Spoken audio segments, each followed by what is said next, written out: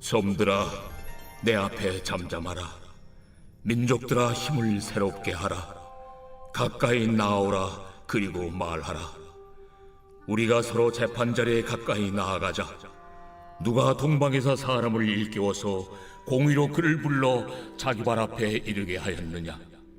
열국을 그의 앞에 넘겨주며 그가 왕들을 다스리게 하되 그들이 그의 칼에 티끌 같게 그의 활에 불리는 초계 같게 하매 그가 그들을 쫓아가서 그의 발로 가보지 못한 길을 안전히 지났나니 이 일을 누가 행하였느냐?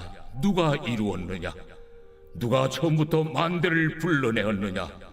나 여호와라. 처음에도 나요, 나중 있을 자에게도 내가 곧 그니라. 섬들이 보고 두려워하며 땅끝이 무서워 떨며 함께 모여와서 각기 이웃을 도우며 그 형제에게 이르기를 너는 힘을 내라 하고 목공은 금장색을 격리하며 망치로 고르게 하는 자는 매질꾼을 격리하며 이르되 땜질이 잘 된다 하니 그가 못을 단단히 박아 우상을 흔들리지 아니하게 하는도다.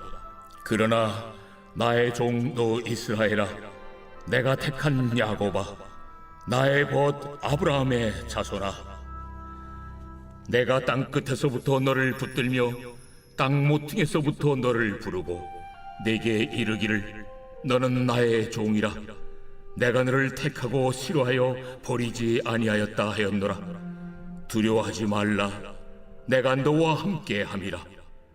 놀라지 말라. 나는 내 하나님이 됨이라. 내가 너를 굳세게 하리라.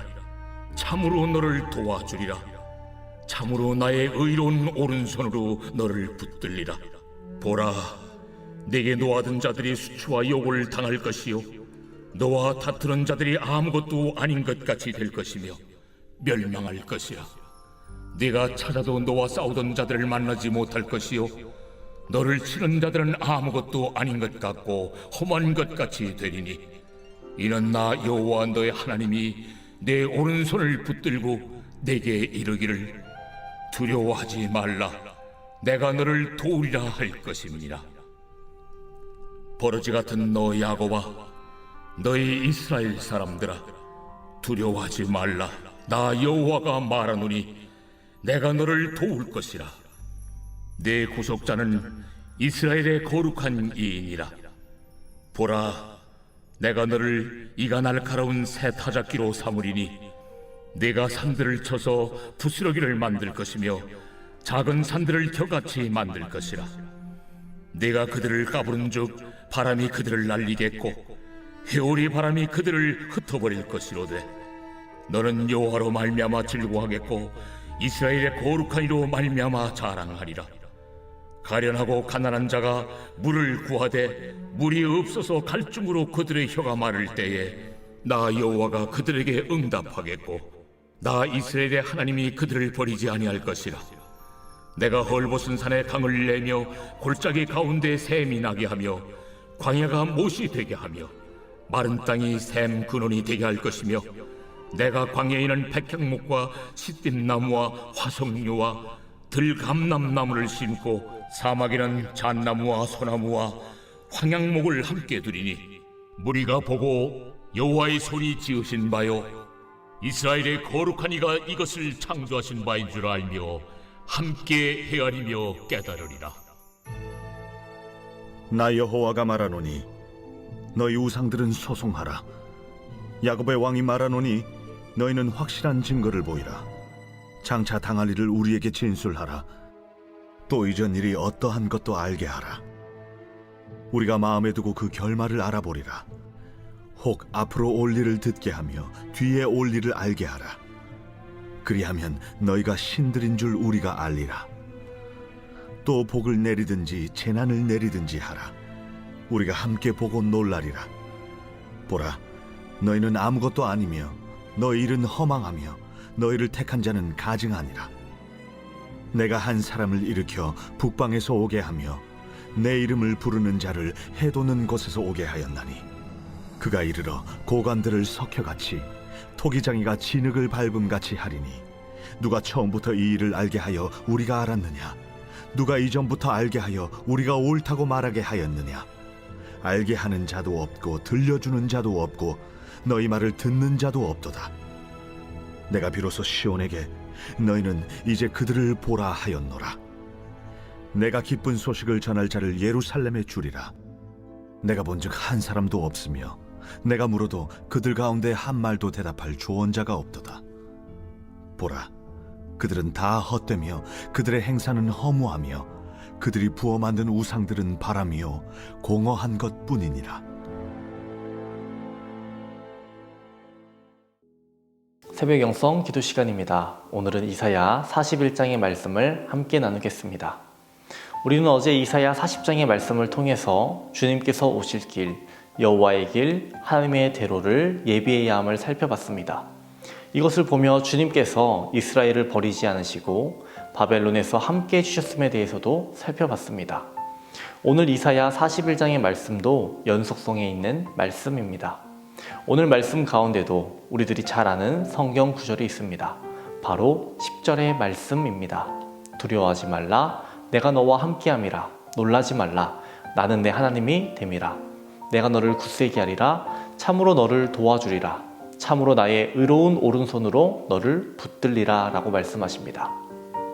하나님의 징계로 말미암아 나라를 잃고 먼 이방 땅으로 끌려가 포로 생활을 한 이스라엘 백성들의 심정이 어떠하였을까요?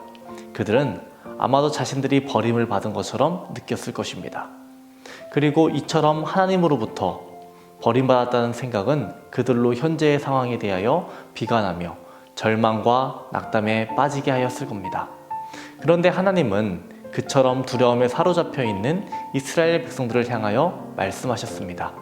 두려워하지 말라, 내가 너와 함께함이라. 이 말씀을 통해서 백성들은 약속을 붙잡게 되고 희망의 날을 기대하였을 겁니다. 또 이 말씀은 동시에 이스라엘로 향해야 하는 백성들에게 주어진 말씀이기도 합니다. 아무것도 없는 폐허와 같은 예루살렘으로 돌아가야 하는 백성들의 심정이 어떠했겠습니까? 마냥 행복하기만 했을까요? 기쁘기만 했을까요? 그렇지는 않았을 겁니다. 걱정이 가득 찼을 겁니다. 우리가 가서 잘 지낼 수 있을까? 우리가 가서 지내면 이방 민족들이 우리를 가만히 둘까? 차라리 여기서 지내는 것이 나은 것은 아닐까? 여러 생각이 들었을지 모릅니다. 하지만 하나님께서는 말씀하십니다. 두려워하지 말라, 내가 너와 함께함이라. 놀라지 말라, 나는 내 하나님이 됨이라. 우리가 주님 편에 서면 우리는 세상을 두려워할 필요가 전혀 없습니다. 우리가 잘 아는 성경인물 다윗을 생각해 보시기 바랍니다. 다른 사람들에게 있어서 골리앗은 두려움의 대상이었습니다. 하지만 다윗은 골리앗을 두려워하지 않았어요. 당시 다윗은 제대로 군사교육도 받지 못한 목동에 불과하였고 그가 상대하는 골리앗은 그 호령만으로도 이스라엘의 정예 부대를 두렵게 만드는 위용을 갖춘 용사 중의 용사였습니다.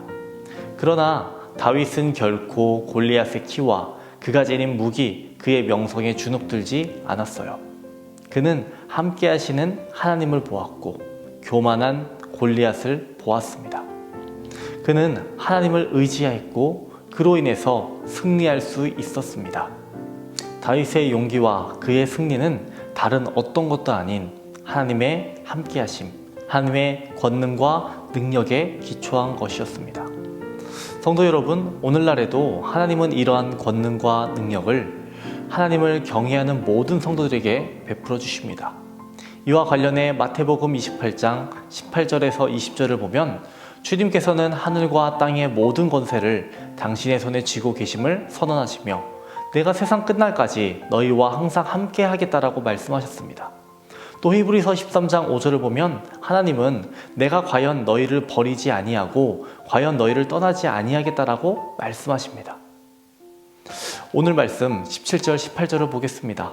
17절 18절을 보면 가련하고 가난한 자가 물을 구하지만 얻지 못하여 혀가 마를 정도의 절대절명의 상황에 놓인다라는 사실을 우리는 알게 됩니다.